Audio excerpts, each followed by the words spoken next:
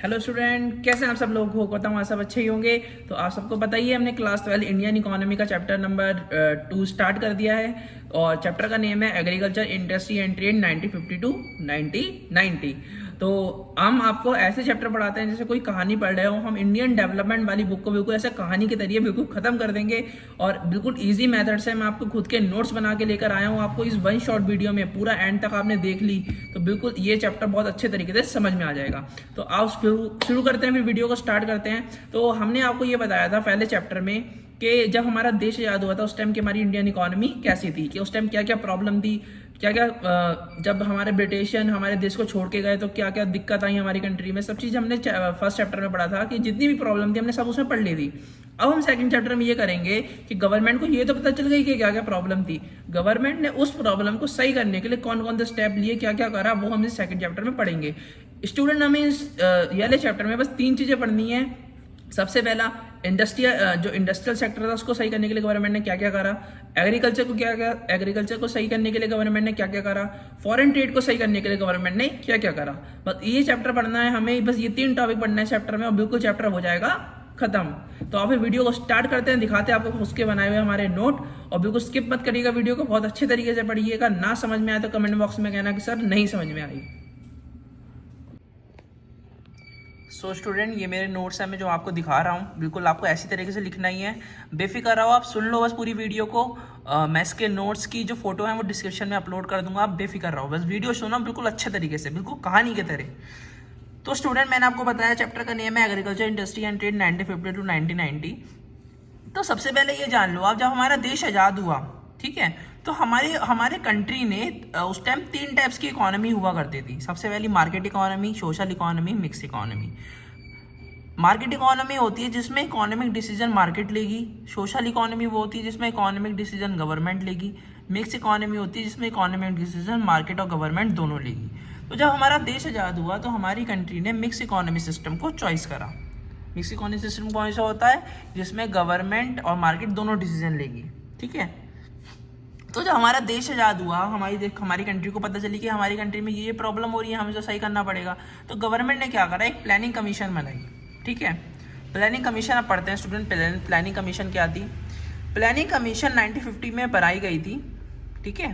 Planning commission का जो head होता है वो हमारी कंट्री का प्राइम मिनिस्टर होता है। स्टूडेंट हमेशा याद रखिएगा, प्लानिंग कमीशन का जो भी हेड होगा उस टाइम जो प्रेजेंट में प्राइम मिनिस्टर होगा वो ही हेड होगा, ठीक है। तो प्लानिंग कमीशन के जो फर्स्ट हेड बने थे वो हमारी कंट्री के first prime minister mister Jawaharlal Nehru बने थे, ठीक है। प्लानिंग कमीशन ने हमारी कंट्री की प्रॉब्लम को ख़त्म करने के लिए 5-5 साल के टोटल 12 प्लान बनाए थे।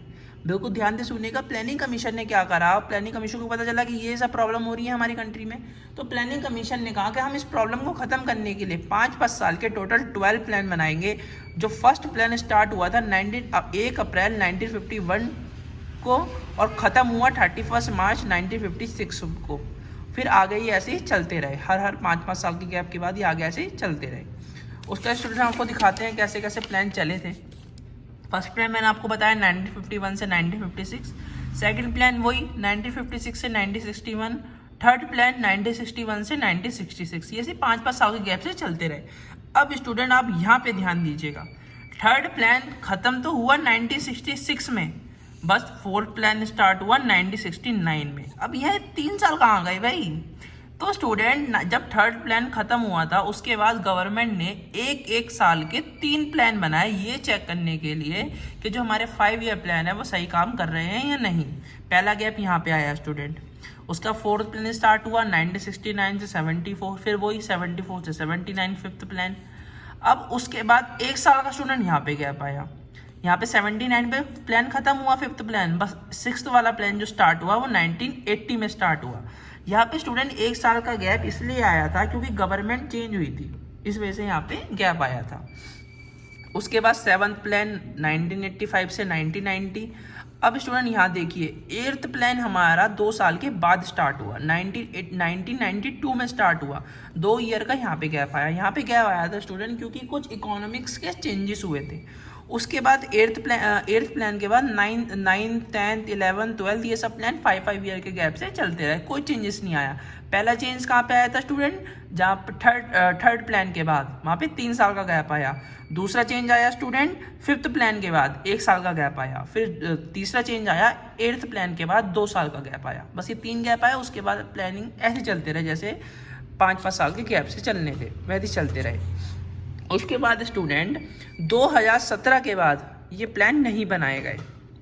ध्यान से सुनिएगा, 2017 को लास्ट जो 12 प्लान था वो 2017 में ख़त्म हो गया था। उसके बाद प्लानिंग कमीशन ने प्लान नहीं बनाए। क्यों नहीं बनाए थे?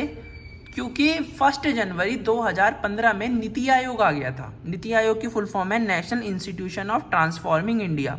नीति आयोग ने ये कहा कि भाई हम जो हमारे जो 5 ईयर प्लान्स हैं वो एक प्लान का एक ही टारगेट है, वो उन्होंने टारगेट अचीव कर लिया, उसके बाद ख़त्म, बस फिर नहीं करना, फिर दूसरा प्लान स्टार्ट हो गया।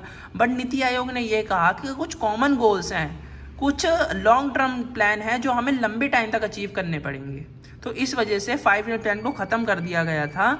उसके बाद नीति आयोग ने ये कहा कि भाई हम 2017 वाला जब प्लान ख़त्म होगा, जब 2017 वाला प्लान ख़त्म हो जाएगा तो हम एक 15 साल का प्लान बनाएंगे जो 2017 से 2032 तक चलेगा।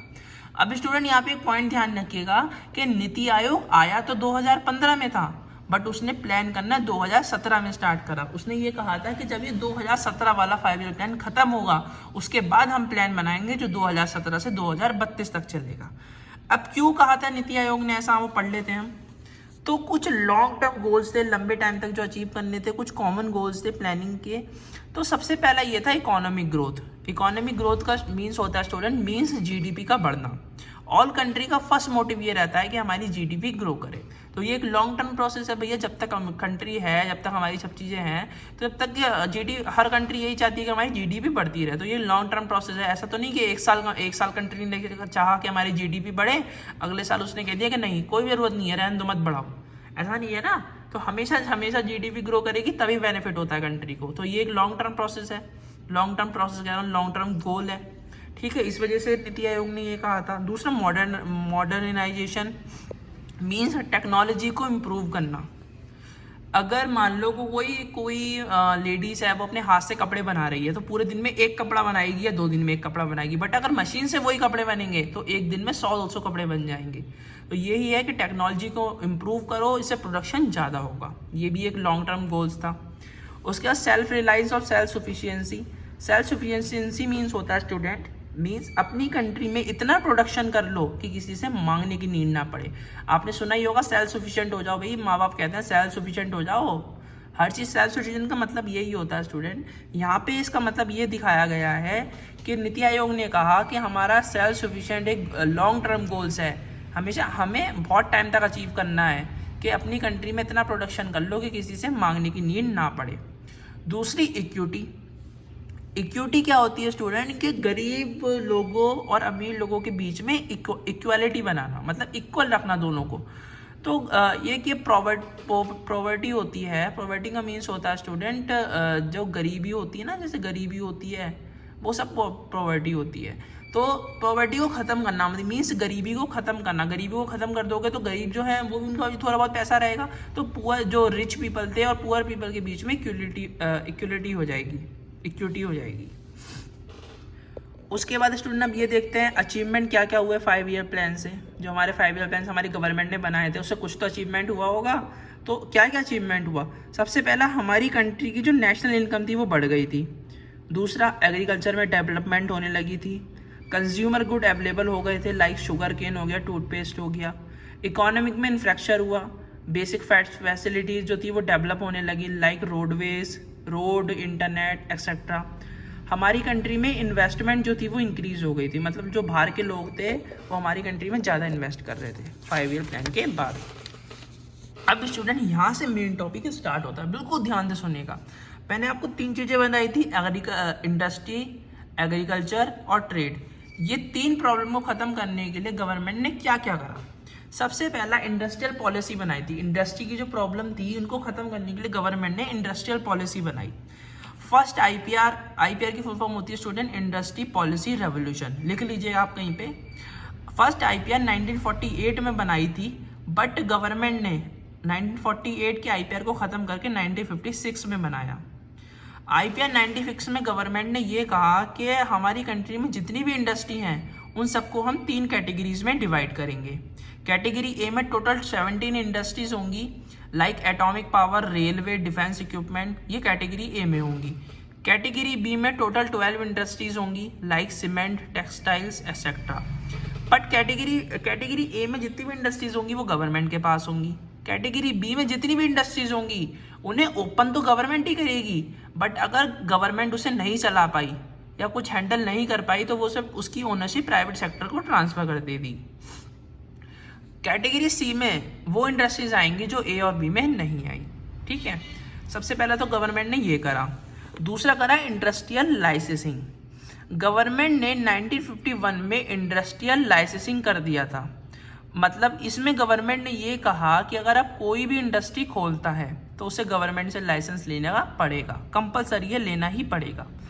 बट गवर्नमेंट ने एक छूट दी। गवर्नमेंट ने ये कहा कि अगर कोई रूरल एरिया में इंडस्ट्री खोलता है, रूरल एरिया में इंडस्ट्री खोलेगा तो उसे टैक्स में रिबेट मिल जाएगी। टैक्स में रिबेट मिल जाएगी मीन्स टैक्स में छूट मिल जाएगी। और अगर कोई स्मॉल स्केल इंडस्ट्री खोलता है तो उसे सब्सिडीज़ प्रोवाइड करी जाएगी। सब्सिडीज़ भी एक तरीके का स्टूडेंट छूट ही होता है कि छूट मिल जाएगी, बस ये याद ध्यान रखिएगा। अब स्मॉल स्केल इंडस्ट्री क्या होती है स्टूडेंट, अब आओ ये देखते हैं। स्मॉल स्केल इंडस्ट्री होती है स्टूडेंट 1955 में कमेटी बनाई गई, Karve committee. Karve committee he is known as village and small scale industry. ठीक है, ये इसका एक सेकंड नेम है, village and small scale industry. अब 1951 में जो स्मॉल स्केल इंडस्ट्री थी, 1951 में स्मॉल स्केल इंडस्ट्री उसको बोलते थे जिसमें इन्वेस्टमेंट 5 लाख से ज़्यादा का ना हो, मतलब मीन्स मैक्सिमम 5 लाख तक का जिसमें इन्वेस्टमेंट होगा वो स्मॉल स्केल इंडस्ट्री है। इन्वेस्टमेंट मीन्स हो गया स्टूडेंट जैसे कि बिल्डिंग हो गए, प्लांट हो गए, मशीन्स हो गई, ये सब इन्वेस्टमेंट होता है। बट प्रेजेंट में जिसमें इन्वेस्टमेंट 10 करोड़ तक का होगा वो स्मॉल स्केल इंडस्ट्री है, या फिर उसका टर्नओवर 50 करोड़ हो तो ही वो स्मॉल स्केल इंडस्ट्री होगी। बट गवर्नमेंट ने ये कहा, गवर्नमेंट में 2018 में जो टर्नओवर 50 करोड़ था उसको बढ़ाकर 75 करोड़ कर दिया। मीन्स अब वो भी स्मॉल स्केल इंडस्ट्री होगी जिसका टर्नओवर जो होगा वो 75 करोड़ होगा। अब क्या इंपॉर्टेंट पॉइंट है एसएसआई के, एसएसआई होता है स्मॉल स्केल इंडस्ट्री। ठीक है, सबसे पहला ये एम्प्लॉयमेंट को जनरेट करती है। अगर मान लो अगर कोई इंडस्ट्री है वो रूरल एरिया में, गांव के इलाकों में कहीं स्मॉल स्केल इंडस्ट्री खोलता है, छोटी इंडस्ट्री खोलता है, तो भाई उसे ज़रूरत पड़ेगी लोगों की, मशीन चलाने वाले लोगों की भी जरूरत पड़ेगी, लेबर की भी जरूरत पड़ेगी, तो वो एम्प्लॉयमेंट दे रही है, मतलब नौकरी पे रखेगी तो एम्प्लॉयमेंट जनरेट कर रही है। तो इसका पहला पॉइंट यही होगा कि वो एम्प्लॉयमेंट को जनरेट करती है। दूसरा, इसे प्रोटेक्शन चाहिए बिग फर्म से, मीन्स इसे बड़ी बड़ी फर्म से प्रोटेक्शन चाहिए। लाइक गवर्नमेंट क्या करे, जैसे मान लो कोई छोटी इंडस्ट्री है, वो बना रही है, भाई उसने टूथपेस्ट बनाया, अब वो टूथपेस्ट का जो मटेरियल परचेस करेगी वो कम परचेस करेगी क्योंकि वो छोटी इंडस्ट्री है, तो उसका सामान जाहिर सी बात है महंगा आएगा। अब बड़ी इंडस्ट्री वो चीज़ परचेस करेगी तो भाई बड़ी जो इंडस्ट्री होगी वो बल्क में परचेस करेगी, मतलब ज़्यादा क्वांटिटी में, तो उसको सस्ता पड़ेगा। तो क्या होता है, जब स्मॉल स्केल इंडस्ट्री चीज़ें बनाती है तो उन्हें वो चीज़ें महंगी पड़ती हैं, और बड़ी कंपनी जब चीज़ें बनाएंगी तो उन्हें सस्ती पड़ेंगी। तो इस वजह से क्या होता है, बड़ी कंपनी क्या होती है, जब डिस्काउंट निकाल देती हैं, उन्हें चीज़ें सस्ती पड़ी हैं तो वो डिस्काउंट रेट पे भी सेल कर सकती हैं, तो इसलिए स्मॉल स्केल इंडस्ट्री का जो वर्क होता है वो नहीं चल पाता है। तो इन्हें क्या चाहिए, इन्हें प्रोटेक्शन चाहिए बिग फर्म से। गवर्नमेंट क्या करे, गवर्नमेंट रिजर्वेशन कर दे कि कुछ प्रोडक्ट हैं जो ओनली स्मॉल स्केल इंडस्ट्री ही बनाएगी, बड़ी फर्म नहीं बनाएंगी। इन्हें ये प्रोटेक्शन चाहिए बिग फर्म से। ये तो स्टूडेंट आपका इंडस्ट्री वाला हो गया। अब आ जाता है स्टूडेंट आपके पास एग्रीकल्चर वाला। हमने आपको 3 बोले थे, इंडस्ट्रियल, एग्रीकल्चर, ट्रेड। अब आपको एग्रीकल्चर वाला पढ़ाएंगे हम। एग्रीकल्चर सेक्टर में गवर्नमेंट, अब देखते हैं क्या क्या था। सबसे पहले ये जान लेते हैं एग्रीकल्चर सेक्टर में प्रॉब्लम क्या क्या थी। तो सबसे पहला, जमींदार थे वो फार्मर से रेवेन्यू कलेक्ट करके ब्रिटिशर को देते थे। मीन्स जो जमींदार थे उस टाइम के वो फार्मर से पैसा लेते थे और ब्रिटिशर को देते थे। वाटर की कमी थी तो एग्रीकल्चर बारिश पे ही डिपेंड था। उस टाइम पानी की कमी थी तो जो एग्रीकल्चर था, जो फार्मिंग थी, वो सिर्फ बारिश पे ही डिपेंड रहती थी। फार्मर सब्टेंस फार्मिंग करते थे जितनी उनको नीड होती थी। मीन्स जो फार्मर थे वो उस टाइम उतनी सब्जी उगाते थे उतनी फार्मिंग करते थे जितनी उनको अपने घर के लिए चाहिए होती थी, बेचने के लिए नहीं करते थे। प्रोडक्टिविटी लो थी। मैंने आपको फर्स्ट चैप्टर में पढ़ाया था जो इंडिगो फार्मिंग थी, इंडिगो फार्मिंग करने की वजह से प्रोडक्टिविटी थी वो बहुत ज़्यादा लो हो गई थी। ठीक है, जिनके पास पैसा था वो भी नहीं कर पाए, क्योंकि बिकॉज मान लो मेरे पास बहुत सारा पैसा है, मेरे पास बहुत सारी ज़मीनें पड़ी हैं, बट फार्मिंग के लिए तो मुझे बहुत बड़ी ज़मीन चाहिए, लेकिन मेरी ज़मीन पड़ी है कहीं टुकड़ों टुकड़ों में, कोई कहीं पड़ी है, कोई कहीं पड़ी है, कोई कहीं पड़ी है। तो मेरे पास पैसा तो है बट मैं भी फार्मिंग नहीं कर पाऊंगा, क्योंकि मेरे पास जो ज़मीन है वो बस बहुत दूर दूर पड़ी है। तो मुझे हर ज़मीन के लिए अलग ट्रैक्टर चाहिए, हर ज़मीन के लिए अलग लेबर चाहिए, हर चीज़ें अलग अलग चाहिए, हर ट्यूबवेल अलग अलग चाहिए। तो इस वजह से भी फार्मिंग नहीं कर पाए जिन लोगों के पास पैसा था। अब इसको सही करने के लिए गवर्नमेंट ने एग्रीकल्चर में 2 रिफॉर्म्स करे। सबसे पहला तो करा लैंड रिफॉर्म्स, दूसरा करा ग्रीन रेवोल्यूशन। अब हम लैंड रिफॉर्म्स को पढ़ते हैं। Land reforms is known as institution reforms. Land reforms में अब हम ये देखते हैं लैंड रिफॉर्म में गवर्नमेंट ने क्या क्या करा। सबसे पहला तो abolition of intermediates. Abolition means होता है स्टूडेंट ख़त्म करना। गवर्नमेंट ने जमींदारी सिस्टम ख़त्म कर दिया। मीन्स जो जमींदार थे वो फार्मर से पैसा करके ब्रिटिशर को देते थे, वो सिस्टम को गवर्नमेंट ने बिल्कुल ख़त्म कर दिया। और लैंड सीलिंग कर दिया। मीन्स एक मैक्सिमम लिमिट सेट कर दी कि अगर किसी पर्सन के पास इससे ज़्यादा ज़मीन होगी तो गवर्नमेंट उसे अपने अंडर में ले लेगी। कंसोलिडेशन ऑफ लैंड होल्डिंग कर दिया। कंसोलिडेशन मीन्स होता है स्टूडेंट इकट्ठा करना। जिन लोगों के पास टुकड़ों में ज़मीन है उनसे वो ज़मीन लेकर उन्हें एक बिग जगह पे, बड़ी जगह पे एक बड़ी ज़मीन दी थी जिससे वो ईजिली फार्मिंग कर पाए। ये लैंड रिफॉर्म्स में करा था गवर्नमेंट ने। अब इसमें एक और आ जाता है रेगुलेशन ऑफ रेंट। गवर्नमेंट ने रेगुलेशन ऑफ रेंट कर दिया। मीन्स कि अगर किसी पर्सन के पास ज़मीन है तो भाई वो अपनी ज़मीन का ज़्यादा रेंट नहीं मांग सकता। किसी फार्मर की मजबूरी उठा के कभी बोले कि भाई मेरी ज़मीन का तो तुम 1 लाख रुपए रेंट दो, ऐसा नहीं कर सकता भाई। वो गवर्नमेंट ने एक रेंट की रेगुलेशन को सेट कर दिया कि आप ज़्यादा रेंट मांग नहीं सकते। अब स्टूडेंट हम ये देखते हैं गवर्नमेंट ने जो ग्रीन रेवोल्यूशन करा, ये जो हमने आपको पढ़ा ये किसमें था, लैंड रिफॉर्म्स में। गवर्नमेंट ने लैंड रिफॉर्म्स में ये करा था। अब हम देखते हैं ग्रीन रेवोल्यूशन में गवर्नमेंट ने क्या क्या करा। ठीक है, ग्रीन रेवोल्यूशन, पहले ग्रीन रेवोल्यूशन के बारे में जान लेते हैं। यूएसए के एक इकोनॉमिक्स थे Norman E Borlaug, he is a father of green revolution. ये ग्रीन रेवोल्यूशन के फादर हैं, इन्हें फादर कहा जाता है ग्रीन रेवोल्यूशन का।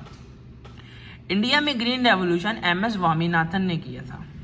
अब ग्रीन रेवोल्यूशन क्यों करा था स्टूडेंट, हमारी कंट्री में जब हमारा देश आज़ाद हुआ उस टाइम हमारी प्रोडक्टिविटी लो थी, प्रोडक्शन बहुत ज़्यादा लो थी। तो हमारी कंट्री में फूड ग्रेन्स की शॉर्टेज हो गई थी, मतलब कमी हो गई थी। तो हमारी कंट्री क्या करती थी, फूड ग्रेन्स को बाहर से इंपोर्ट करवाती थी। तो हमारी कंट्री ने क्या करा, अमेरिका, जापान, USA से यहाँ सबसे HYV सीड्स को इम्पोर्ट करवाया। HYV सीड्स होते हैं student high yielding seeds. HYV seeds को इम्पोर्ट करवाया। और HYV सीड्स किस में काम करते हैं स्टूडेंट, जो HYV सीड्स होते हैं, जैसे हम ऑर्गेनिक फार्मिंग करते हैं। ऑर्गेनिक फार्मिंग मीन्स होता है कोई केमिकल का यूज़ नहीं होता, कुछ नहीं होता। अगर हम ऑर्गेनिक फार्मिंग करते हैं तो जो मान लो अगर हमने एक छोटा सा पेड़ उगाया उस पर 10 टमाटर आ रहे हैं ऑर्गेनिक फार्मिंग से। बट अगर हम HYV सीड से उसे करते हैं, एक तो वो पेड़ बहुत जल्दी ग्रो करता है, उसके बाद 10 की जगह उसमें 20 आएंगे। तो HYV सीड इसलिए काम करता है। तो गवर्नमेंट ने क्या करा, HYV सीड्स को इम्पोर्ट करवाया। और मिड 60-70s में, फेज 1 60-70s में इन्होंने क्या करा, आंध्र प्रदेश, तमिलनाडु, हरियाणा में इन सीड्स को लॉन्च करवा दिया, ये चेक करने के लिए कि इसका रिजल्ट कैसा आता है। तो रिजल्ट पॉजिटिव आया। 10 साल में इन्होंने ये ट्राई करने के लिए करा। जो प्रोडक्शन थी वो इंक्रीज हो गई, स्पेशली वीट और राइस की प्रोडक्शन तो बहुत ज़्यादा इंक्रीज हो गई। तो गवर्नमेंट ने कहा इसका रिजल्ट तो भैया पॉजिटिव आया है, ये एक जो है जो सीड्स हैं इसका रिजल्ट पॉजिटिव आया है तो ये सही है।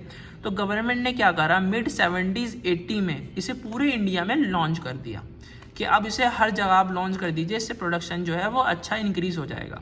तो अच्छा ये भी हुआ कि भाई रिजल्ट अच्छा आया, सच में प्रोडक्शन जो था वो इंक्रीज़ हो गया बहुत ज़्यादा। तो ये था थोड़ा ग्रीन रेवोल्यूशन के बारे में। इसकी आप डेफिनेशन देख लीजिए, डेफिनेशन बहुत ज़्यादा सिंपल तरीके से मैंने लिखी है आपके लिए। Green revolution is referred to increase the production of food grains with the use of HYV seeds, chemical fertilizer and chemical pesticides। इसका मीन्स है स्टूडेंट, ग्रीन रेवोल्यूशन रेफर करता है प्रोडक्शन को इंक्रीज करने में, ठीक है। और किस चीज़ के यूज़ से, HYV सीड्स के यूज़ से, केमिकल फर्टिलाइज़र, केमिकल पेस्टिसाइड्स के यूज़ से हमें जो प्रोडक्शन था उसको इंक्रीज करने में हेल्प करता है। बस इतनी ये आपकी डेफिनेशन है, बस यही पढ़ लीजिए आप, बहुत है आपके लिए। उसके बाद हम एडवांटेजेस देख लेते हैं, क्या क्या एडवांटेजेस थे ग्रीन रेवोल्यूशन के। सबसे पहला एडवांटेज था गवर्नमेंट के पास फूड ग्रेन्स का बफर स्टॉक रहता था, तो वो नेचुरल डिजास्टर में उसे यूज़ कर सकती थी। अगर प्रोडक्शन ज़्यादा होगा तो भाई गवर्नमेंट के पास स्टॉक भी ज़्यादा रहेगा, तो उसे नेचुरल डिजास्टर में वो यूज़ भी कर सकती थी। हमारी कंट्री के पास फूड ग्रेन्स का स्टॉक बढ़ गया, ठीक है, हमारी कंट्री के पास फूड ग्रेन्स का बफर स्टॉक रहता था। तो पहले क्या थी, गवर्नमेंट की कमी थी गवर्नमेंट के पास फूड ग्रेन्स की, तो वो पहले जो फूड ग्रेन्स को था वो इंपोर्ट करवाती थी। बट नहीं, अब उसका प्रोडक्शन बढ़ गया है, तो वो अब क्या कर रही थी, पहले इंपोर्ट करवाती थी, अब वो एक्सपोर्ट कर रही थी। भैया स्टॉक होगा तो भैया गवर्नमेंट बेचेगी भी सामान, वो एक्सपोर्ट भी कर रही थी।